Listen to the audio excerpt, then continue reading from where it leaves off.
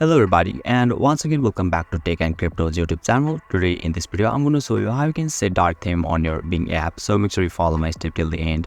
First thing first, I assume that you already have an account on Bing AI and already logged in, and now right after that you will be able to see the interface or dashboard of the Bing AI apps on in the screen, where you can see the profile icon at the top left corner. Just tap over there. And now you can see the settings option. Once you select that option, you will be redirected to the settings section, where you need to scroll a little bit down and you can see the theme section, where you can see light, dark and automatic.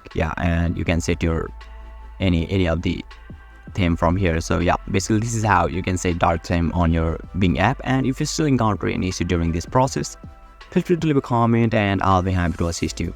If you found this video helpful, please give it a thumbs up, and if you are new to this channel, make sure to hit the subscribe button and set the bell icon to on so that you can stay updated with our latest content.